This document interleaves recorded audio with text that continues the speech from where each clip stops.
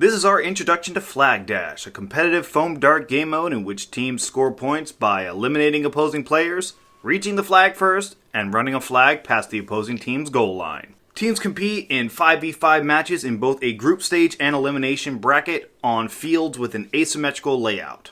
Obviously, our number one priority for this event is safety.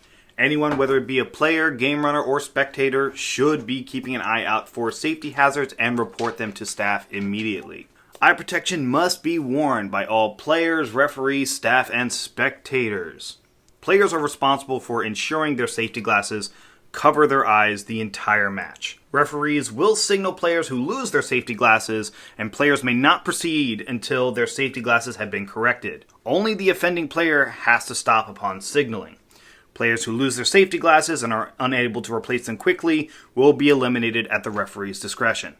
All participants in the tournament, whether players, spectator, coaches, or referees, should have a sportsmanlike attitude. Disruptive, abusive, or unsportsmanlike behavior towards other people will not be tolerated and is grounds for removal of the participant from the event at the head referee or tournament organizer's discretion. Our staff and referees are community volunteers who have read through the rules and have been deemed qualified by the event host to officiate the tournament. Please treat them with respect, both in their position of authority and as an individual willing to donate their time. We encourage our spectators to cheer and hoot and holler for the teams that they hope to win. However, spectators must refrain from communicating information that provides an in-game advantage to teams. The group stage is the first portion of the tournament in which teams play to determine seeding in the elimination bracket. Typically, teams will play between 2 or 3 matches as part of this phase, depending on the number of total teams registered. For the 2024 year, teams will be playing 3 matches during the group stage. The bottom 2 scoring teams from the group stage will not proceed into the elimination bracket. In the event of a tie for the bottom scoring teams, the decision of who will proceed into the elimination bracket will be based off of match wins. In the event of the bottom scoring team also tying in wins, each team will select a single player to compete in a single 1v1 1-minute round similar to sudden death, with the only exception being there is only 1 round instead of 3. The elimination bracket is the second half of the tournament where the top 16 teams from the group stage will be competing in a single elimination bracket. All of this leading up to the final, which is the last match of the elimination bracket between the top 2 ranking teams, with one final match occurring to determine second and third place. There are multiple ways to score points in Flag Dash. Teams can score 2 points by being the first to flag, which is the team to make first physical contact with the flag. Teams can score 1 point for each player eliminated from the opposing team, or the big score, which is the Flag Dash, which is crossing the line of the opposing team with the flag. However, to get those points, at least one opposing player must still be active for a flag to be scored. In the event that a player mistakenly crosses their team's goal line with the flag, then the opposing team will be awarded 4 points. This means the max amount of points possible that a team can score during a round is 10. For the group stage portion of the tournament, the cumulative points from every round across multiple matches is added to determine the seeding position for the second portion of the tournament. For the elimination bracket, the cumulative points from the rounds in a single match are used to determine the winner of the match. Now you know how to score, let's talk about what you're bringing onto the field. Let's talk about equipment. The most important thing that you're probably bringing onto the field is a single blaster, which you have to choose carefully because players are not allowed to use a secondary blaster during gameplay. Each team can register up to 16 blasters and distribute them among their team as they see fit. The following types of blasters have been approved for the Maryland Foam Tournament 2024. Manual primed spring-powered blasters, which are limited to 250 FPS, and electronic powered blasters, which include flywheels and automatic electric blasters, which are limited to 200 FPS. Any other kind of blaster type is not allowed, which includes but is not limited to HPA, LPA, CO2, or hand-pumped blasters. Tournament organizers reserve the right to deny the use of any blaster deemed unsafe. For players using non-mag-fed blasters, you cannot load loose darts during gameplay, for example, pulling darts out of a dump pouch. Players should therefore use magazines, clips, or speed loaders for the purpose of dart counting. All teams will have their blasters chronographed by tournament staff. For chronographing blasters, they must have a fully charged battery for electric blasters. They must be chronographed using any dart type players plan on using. And the player must fire 5 correctly read shots per blaster. If any of the shots are more than 10 FPS over the limit, or the average of the 5 shots is over the FPS limit, the player will fire another 5 darts. If the blaster fails for a second set of 5 shots, it is disqualified. Players may make adjustments to disqualify blasters and reattempt to chronograph them. An important disclaimer that Maryland weather and humidity can cause blasters to shoot faster than what they may have been chronographed at home. Please be cautious of this. Players may not modify their blasters or switch to a different dart type after passing the chronograph.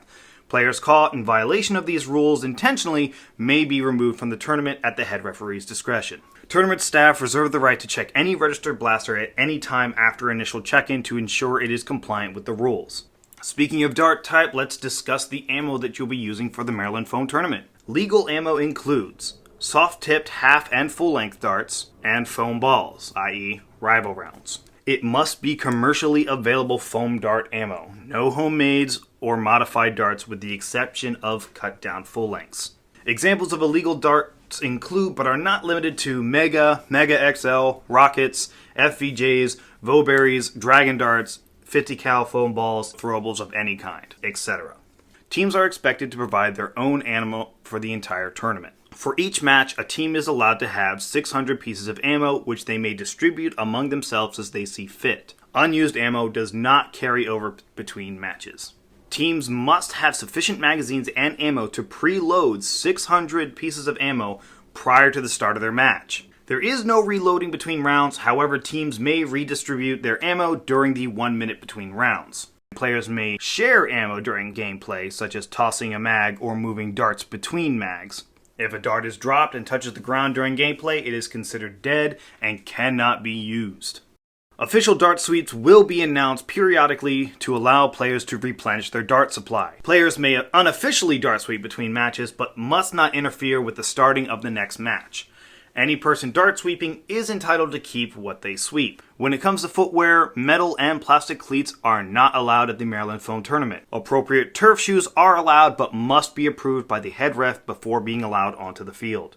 Now you've got your equipment, you're all checked in and ready to go, let's talk about gameplay. First and foremost, let's talk about emergencies. In the event of an injury or safety concern, the word hold should be yelled, at which point everyone should freeze in place and take a knee.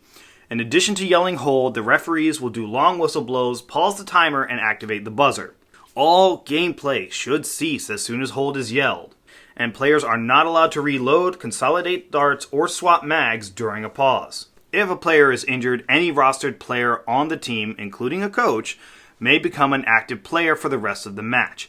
If a team uses a coach as a replacement, the team may not replace the coach for that match. Replacements will also only be allowed the amount of ammo that the injured player had remaining. If the flag is in the possession of a player when a pause is called, that player or their replacement resumes the game with the flag. If the flag is on the ground, it will stay there when the gameplay resumes. Maryland Foam Tournament is a non-contact sport. Intentional physical contact between players is not allowed. Any individual who uses safety rules for gameplay advantage will be removed from the tournament. There will be referees all around the field, and they will be communicating via whistle blast. A long whistle blast is to indicate that the round is over or stopped.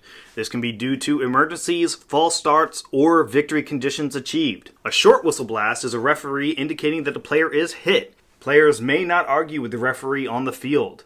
Once players are lined up, a referee will check that each team is ready and that the flag is back in the center of the field. When teams are asked if they are ready, they will have 15 seconds to confirm in the positive. For each player not ready in the allotted time, that player will be eliminated for the round and a point will be awarded to the opposing team. If all 5 players are not ready in the allotted time, then the teams forfeit the round and 10 points will be awarded to the opposing team. A buzzer will signify the start of the round and there will be no countdown. Players must begin completely behind the starting line with the muzzle of their blaster pointed down towards the starting line. Players cannot move until the buzzer is sounded. Players may also not fire until they have completely entered the playing field. In order for a round to end, the following conditions must be met. the complete elimination of a team, or a flag score. The round also ends at the end of the 2-minute timer. Any player that was not eliminated during the round must report to the referee box to indicate that they were still alive. Players who do not report may be counted as eliminated, and these eliminations cannot be disputed.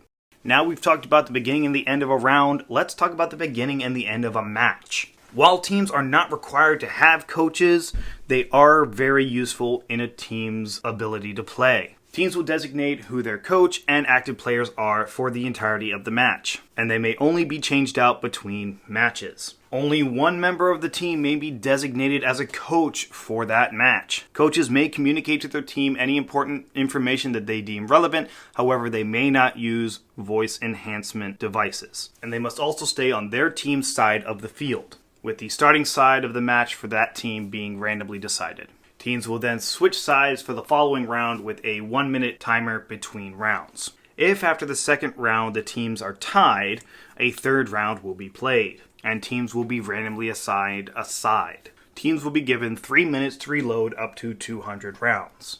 If a player is not fully loaded when the third round is ready to start, then they will need to play with what they have already loaded. In the event that teams are still tied after a third round is played, the teams will move into a sudden death. Sudden deaths are 3 1v1 rounds, and the winner is the best 2 out of 3. Each team elects a different player to compete in each round of the 1v1, and provides the order in which those players will compete to the head referee. The order cannot be changed once submitted. Sudden death follows the normal rule set with the following exceptions. The round timer is reduced to 1 minute. There are no points awarded for the first to flag, and cumulative points do not apply to sudden death, with players only being issued 15 pieces of ammo, and there is no sharing ammo between players at this time. Now let's talk about hits and eliminations. A hit occurs when ammo directly propelled from a blaster contacts a player, their blaster, or anything the player is wearing or carrying. This includes the flag. Players are expected to play with integrity and self-eliminate if they detect a hit. Players do not have the authority to call hits on opposing players. If a dart fired by a player is in the air prior to that player's elimination, that dart is still active and can eliminate players. If a player fires their blaster after being eliminated, those darts are considered inactive and do not eliminate players. The following hits are not counted as eliminations: ricochets, friendly fire, or blind firing. Players must be able to see the trajectory their dart will travel when firing the blaster. There is also no minimum engagement distance, which means there is also no surrendering or mercy kills. Players can only be eliminated by being hit with a dart or crossing out of bounds. Leaving bounds is defined as any part of a player or equipment on the person coming in contact with the boundary line or ground beyond the line. An intentional self-elimination being stepping out of bounds to prevent a flag scoring is strictly prohibited. In the event that a player runs out of bounds to prevent a flag score, the opposing team will be awarded the points for both the elimination and the flag score. Players may also not jump over any piece of cover. This will result in the immediate elimination of the infracting player and the elimination points being awarded to the opposing team. Once a player is eliminated, players should signify their elimination by raising their hand over their head and leave the field by exiting to the nearest boundary line. Players will then follow the out-of-bounds area as they head directly to their team's designated eliminated player area, and they should make every effort to avoid inhibiting gameplay. Eliminated players may not communicate to their remaining team members until they have reached their designated eliminated player area. Eliminated players' equipment that they are carrying dies with them and should be carried off the field if practical. Now that we've talked about hits and eliminations, let's talk about the most important piece on the field: the flag. The flag may only be moved with the player's hand, and the flag must remain in the player's hand while they are carrying it and cannot be placed inside of any of their gear. Players who are hit while carrying the flag must immediately drop it where they were hit. If a player's momentum carries them over the goal line after being tagged, it does not count as a score, and the flag should immediately be placed in the field where they were tagged. After a player has picked up the flag, there are multiple ways of a player handing the flag off, such as placing it on the ground or handing it to another active player. The flag, however, may not be thrown or kicked, and players are not limited in their ability to fire their blaster while carrying the flag. Players may receive penalties for not following any of the stated rules before, as well as false starts or the movement of cover. For false starts, each team will get one warning. After said warning, any player on that team who commits a starting position infraction will be eliminated from the round, and the opposing team will receive a point for each eliminated player. Any player observed moving cover intentionally will be eliminated at the referee's discretion. However, there are instances where cover may start to fall over, and a player may hold onto the cover to keep it in the correct position. Players who run into cover, resulting in either damage or significant movement of the cover, will be eliminated at the referee's discretion. Any other infraction, whether intentional or unintentional, will be left to the head referee on what the corrective action should be. Gameplay does not stop for any equipment malfunction, whether it be blaster jams or gear malfunction. Equipment may be swapped out in between rounds, but not during. Now it's time for everyone's favorite part of the rules, the disputes. Disputes must be placed after the round has completed and before the start of the following round. Each team is allowed one dispute during the group stage and one dispute during the elimination bracket. Any dispute that results in a corrective action do not count against the team using their dispute, and disputes do not roll over into the elimination bracket if not used during the group stage. The teams can dispute whether a player was hit, when a player was hit, the position of the flag when a player was hit, whether the flag was scored before the flag carrier was hit, whether the flag was scored before the elimination of a team, whether a player was or had been out of bounds, or starting position infractions. Other reasons may be brought up but are left up to the discretion of the dispute coordinator on whether or not to investigate. In order for a team to raise a dispute, it must be done by the team captain. The team will be responsible for providing specific information on what the infraction was, where it was committed, and approximately when in the match it occurred. Once the dispute coordinator has obtained all the details, they will review the available footage and consult with other referees. There will be multiple cameras operating during the event to aid in the resolution of disputes. Players are also allowed to show their own footage to the dispute coordinator to aid in the decision process. However, all video footage must be provided in a timely manner, and only footage from referees and players may be submitted. In the event that the dispute coordinator is unable to find any evidence related to the dispute, then no corrective action is taken and the ruling from the match stands. In the event that the dispute coordinator finds clear evidence related to the dispute, then they will make a ruling on what the corrective action will be. In the event the dispute coordinator finds questionable evidence related to the dispute, they may consult with other referees to get additional opinions before making a ruling. Once a ruling has been made, the dispute coordinator will inform the team what it is and whether there is any corrective action. No further evidence can be submitted and the ruling cannot be overturned. Thank you for watching this basic overview of Flag Dash. Please keep in mind that this is not a substitution for reading the rules thoroughly, as we expect all players to do so before the event. We look forward to seeing you whether you're a team or a spectator this April.